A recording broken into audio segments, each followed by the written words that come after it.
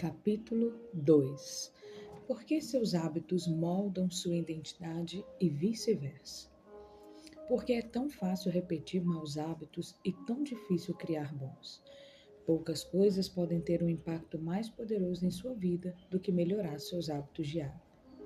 No entanto, é provável que no ano que vem você faça a mesma coisa de sempre em vez de algo melhor. Muitas vezes parece difícil manter bons hábitos por mais de alguns dias, mesmo com esforço sincero e com a ocasional explosão de motivação. Hábitos como exercício, meditação, registros no diário e culinária são razoáveis por um dia ou dois, mas depois se tornam aborrecimento.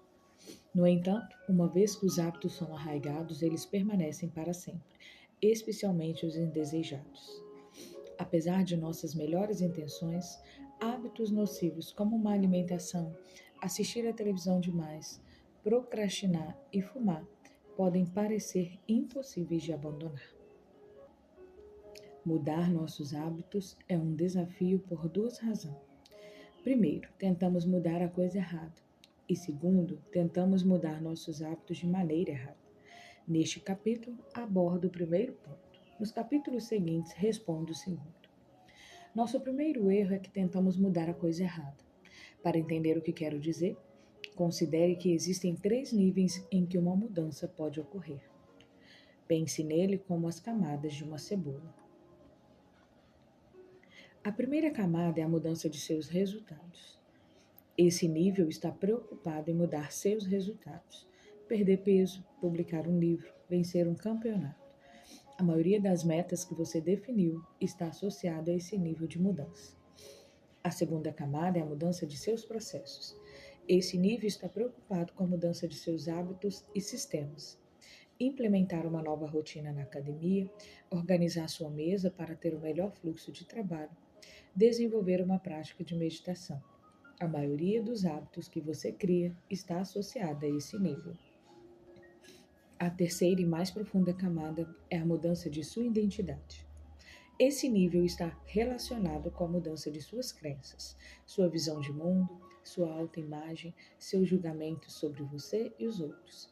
A maioria das crenças, suposições e preconceitos está associada a esse nível. Os resultados referem-se ao que você obtém, processos ao que você faz, identidade ao que acredita, quando se trata de construir hábitos duradouros. Um sistema de melhorias de 1%.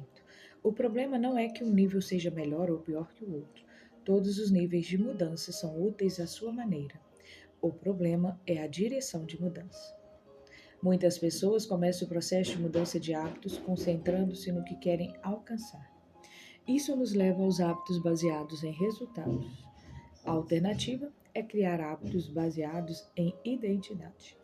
Com essa abordagem, começamos nos concentrando em quem desejamos nos tornar. Imagine duas pessoas resistindo a um cigarro. Quando lhe oferecem um cigarro, a primeira pessoa diz: "Não, obrigado, estou tentando parar." Parece uma resposta razoável, mas essa pessoa ainda acredita que é um fumante tentando ser outra coisa.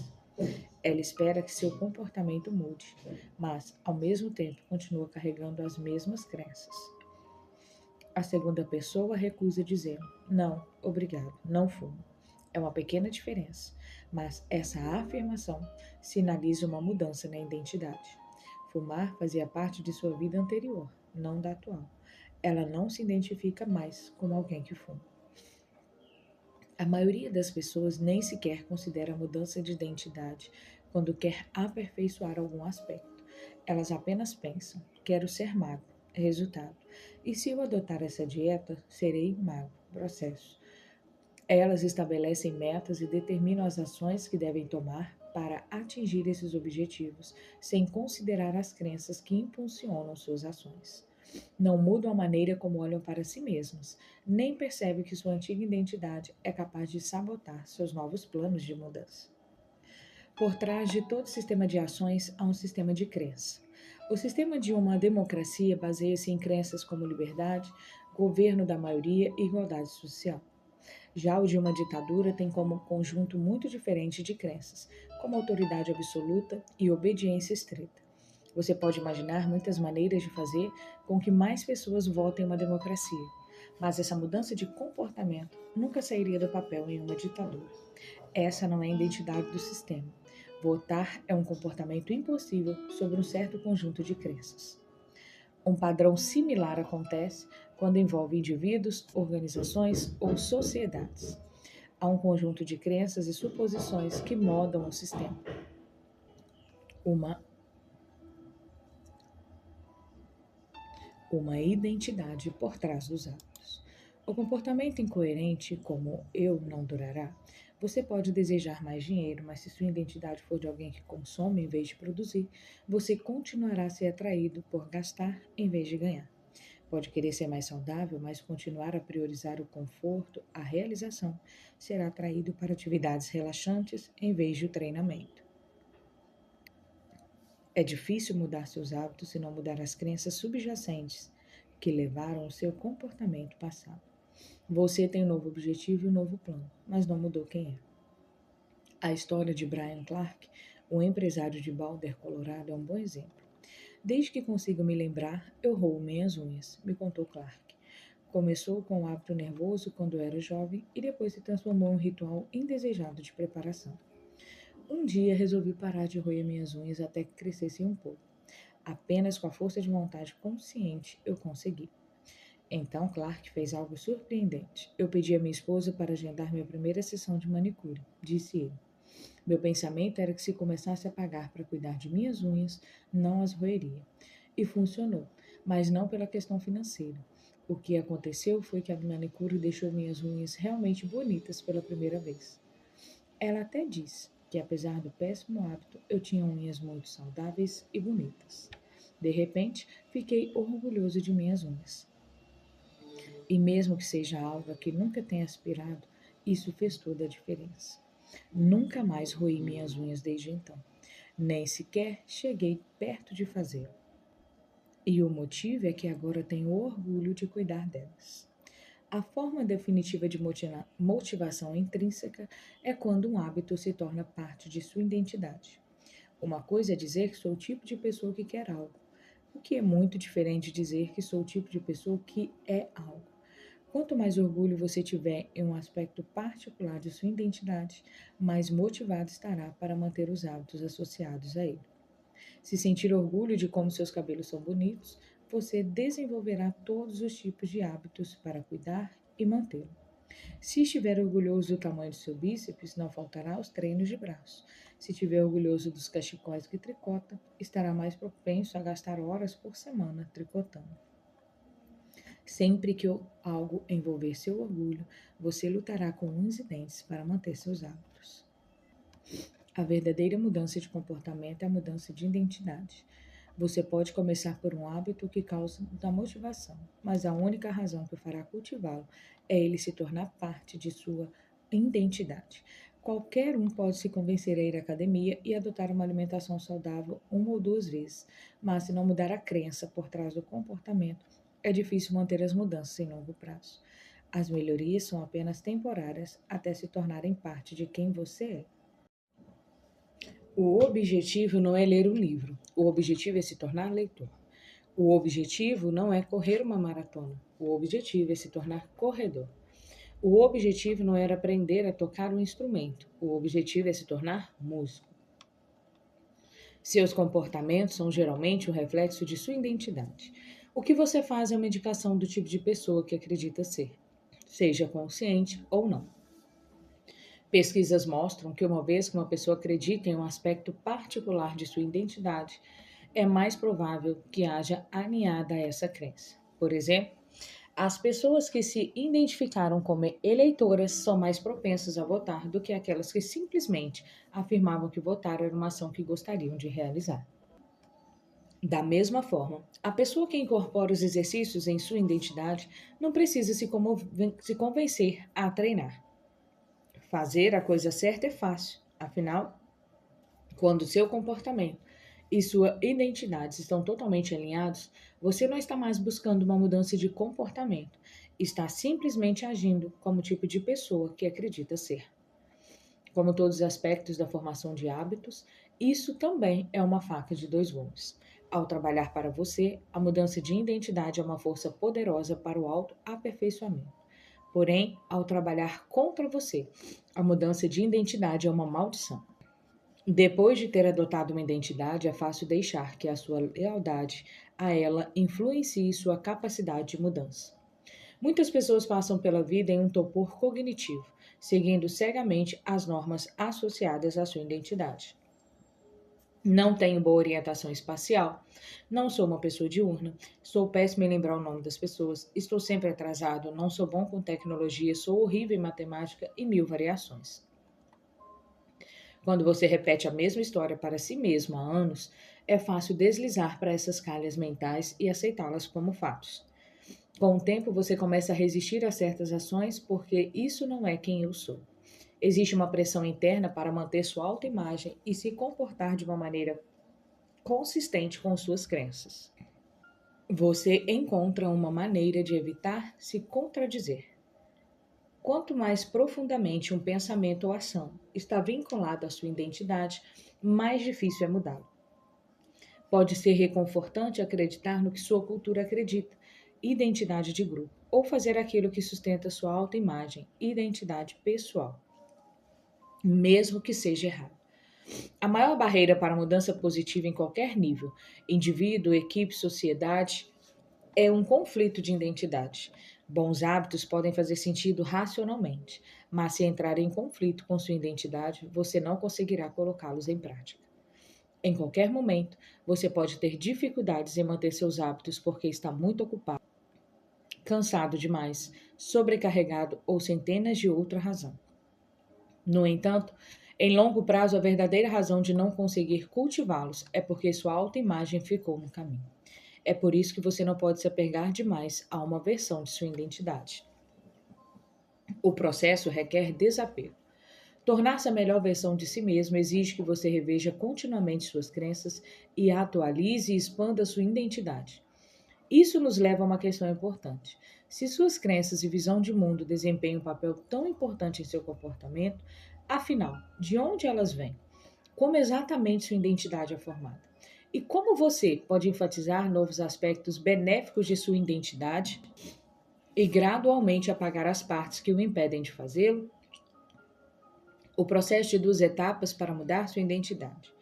Sua identidade emerge de seus hábitos. Você não nasceu com crenças pré-definidas. Toda crença, incluindo aquela sobre si mesmo, é aprendida e condicionada através da experiência.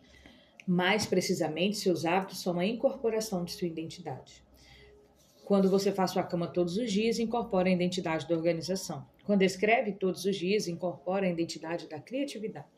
Quando treina todos os dias, incorpora a identidade de uma pessoa atlética. Quanto mais você repete um comportamento, mais reforça a identidade associada a ele.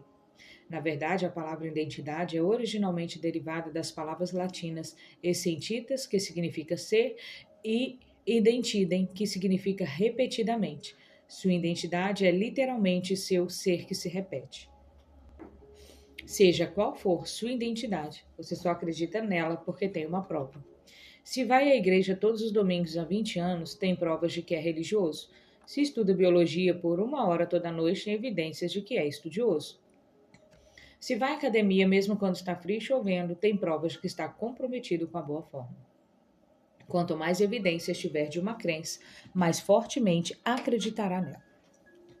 Durante a maior parte da minha vida, não me considerava escritor. Se você perguntasse a qualquer um de meus professores da escola ou faculdade, ele diria que eu era um escritor mediano, na melhor das hipóteses, certamente nada extraordinário. Quando comecei minha carreira como escritor, publicava um artigo toda segunda e quinta-feira nos primeiros anos. À medida que as evidências aumentavam, minha identidade de escritor se consolidava. Não comecei como escritor, passei a ser por meio de meus hábitos. Claro, seus hábitos não são as únicas ações que influenciam sua identidade, mas, em virtude da frequência, são geralmente as mais relevantes. Cada experiência na vida modifica sua autoimagem, mas é improvável que você se considere jogador de futebol só porque chutou uma bola ou um artista porque fez um desenho. Ao repetir essas ações, no entanto, as evidências se acumulam e sua autoimagem começa a mudar. O efeito de uma experiência única tende a desaparecer quando o efeito dos hábitos é reforçado com o tempo. O que significa que seus hábitos contribuem com a maior parte das evidências que moldam sua identidade. Dessa forma, o processo de criação de hábitos é, na verdade, o processo de se tornar você mesmo. É uma evolução gradual. Não mudamos apenas estalando os dedos e decidindo ser alguém inteiramente novo. Mudamos pouco a pouco, dia a dia, hábito por hábito. Estamos continuamente passando por microevoluções do eu. Cada hábito é uma sugestão. Ei, talvez isto seja quem sou. Se você terminar de ler um livro, talvez seja o tipo de pessoa que gosta de ler. Se vai à academia, talvez goste de se exercitar. Se pratica guitarra, talvez goste de música. Cada atitude que você toma é um voto para o tipo de pessoa que deseja se tornar. Um único voto não transformará suas crenças, mas, à medida que se acumulam, o mesmo acontece com as evidências de sua nova identidade. Essa é a razão pelas quais mudanças significativas não exigem mudanças racionais. O pequeno hábito faz uma grande diferença ao fornecer evidências de uma nova identidade. E se uma mudança é significativa, na verdade é grande. Esse é o paradoxo de fazer pequenas melhorias. Juntando tudo isso, vemos que os hábitos são um caminho para mudar sua identidade. Mudar o que você faz é a maneira mais prática de mudar quem você é. Toda vez que escreve uma página, você é escritor. Toda vez que pratica violino, você é músico. Toda vez que começa um treino, você é atleta. Toda vez que incentiva seus funcionários, você é líder. Cada hábito não só obtém resultados, mas também lhe ensina algo muito mais importante: confiar em si mesmo. Você começa a acreditar que realmente é capaz de realizar essas coisas. Quando os votos aumentam e as evidências começam a mudar, a história que conta a si mesmo também começa a mudar. Naturalmente, também funciona de forma inversa. Toda vez que você escolher realizar um mau hábito, é um voto para essa identidade. A boa notícia é que você não precisa ser perfeito. Em qualquer eleição haverá votos para ambos lados. Não é necessária uma votação unânime para vencer uma eleição. A maioria dos votos é suficiente. Não importa se você deposita alguns votos para um mau comportamento ou um hábito improdutivo. Seu objetivo é simplesmente vencer pela maioria. Novas identidades exigem novas evidências. Se continuar lançando os mesmos votos de sempre, obterá os mesmos resultados. Se nada mudar, nada vai mudar. É um processo simples de 2 etapas. 1. Decida o tipo de pessoa que quer ser. 2. Prove isso para si mesmo com pequenas vitórias. Primeiro, decida quem quer ser. Isso vale em qualquer nível: indivíduo, equipe, comunicação e nação. O que você quer representar? Quais são seus princípios e valores? Quem deseja se tornar? Essas são grandes questões e muitas pessoas não sabem ao certo por onde começar. Mas sabem que tipo de resultados querem: conquistar um abdômen sarado, se sentir menos ansioso ou dobrar de salário. Sem problemas. Comece por aí e trabalhe em retrospectiva dos resultados que deseja até o tipo de pessoa que obteria esses resultados. Pergunte a si mesmo: quem é o tipo de pessoa que consideraria obter o resultado que deseja? Quem é o tipo de pessoa capaz de perder 20 quilos? Quem é o tipo de pessoa que aprenderia um novo idioma? Quem é o tipo de pessoa capaz de administrar uma startup de sucesso? Por exemplo, quem é o tipo de pessoa que escreve um livro? Provavelmente é alguém coerente e confiável. Agora, seu foco muda de escrever um livro baseado em resultado para ser uma pessoa coerente e confiável, baseado em identidade. Esse processo leva às crenças como: sou o tipo de professor que apoia seus alunos. Sou o tipo de médico que dedica a todos os pacientes o tempo e a empatia que precisam. Sou o tipo de gerente que defende seus funcionários. Uma vez que tenha uma ideia do tipo de pessoa que deseja ser, comece a dar pequenos passos para reforçar a identidade desejada. Tenho uma amiga que perdeu mais de 50 quilos somente se perguntando: o que uma pessoa saudável faria? Todo dia ela usava essa pergunta como guia. Uma pessoa saudável caminharia ou pegaria um táxi?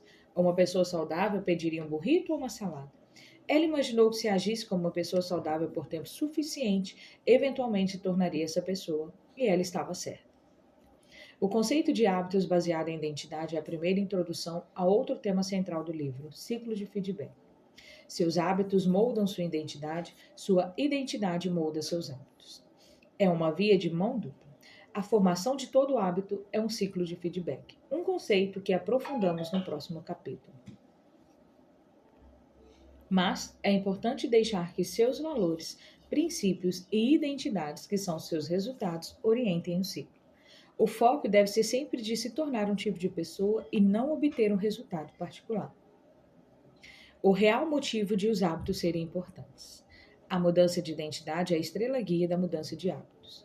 O restante deste livro oferece instruções passo a passo sobre como criar hábitos melhores para você, sua família, equipe, empresa e para qualquer situação que desejar. Mas a verdadeira questão é: você está se tornando o tipo de pessoa que deseja? O primeiro passo não é o que ou como, mas quem. Você precisa saber quem quer ser. Caso contrário, sua busca pela mudança é um barco sem vento. E é por isso que estamos começando neste ponto. O poder de mudar suas crenças sobre si mesmo é seu. Sua identidade não é algo gravado em pedra. A todo momento você tem uma escolha. Pode escolher a identidade que deseja reforçar hoje com os hábitos que escolhe hoje. E isso nos leva ao propósito mais profundo deste livro e à verdadeira razão de os hábitos serem importantes. Construir hábitos melhores não é preencher seu dia com truques de vida. Não se trata de passar fio dental nos dentes toda noite, tomar banho frio toda manhã ou usar a mesma roupa todos os dias. Não se trata de alcançar medidas externas de sucesso, como ganhar mais dinheiro, perder peso ou reduzir o estresse. Hábitos o ajudam a alcançar todas essas coisas, mas fundamentalmente não se refere a ter alguma coisa. Elas tratam de se tornar alguém. Em última análise, seus hábitos são importantes porque ajudam você a se tornar o tipo de pessoa que deseja ser. Eles são um canal através do qual você desenvolve suas crenças mais profundas sobre si mesmo. De fato, você se torna seus hábitos. Resumo do capítulo. Resumo do capítulo: existem 3 camadas de mudança: em seus resultados, em seus processos e em sua identidade. A maneira mais eficaz de mudar seus hábitos é se concentrar não no que você quer alcançar, mas em quem você deseja se tornar. Sua identidade emerge de seus hábitos, cada ação é um voto para o tipo de pessoa que deseja se tornar. Tornar-se a melhor versão de si mesmo exige que reveja continuamente suas crenças e atualize e expanda a sua identidade. A verdadeira razão pela qual os hábitos importam não é porque acarretam melhores resultados, embora possam fazer isso, mas porque são capazes de mudar suas crenças sobre si mesmo.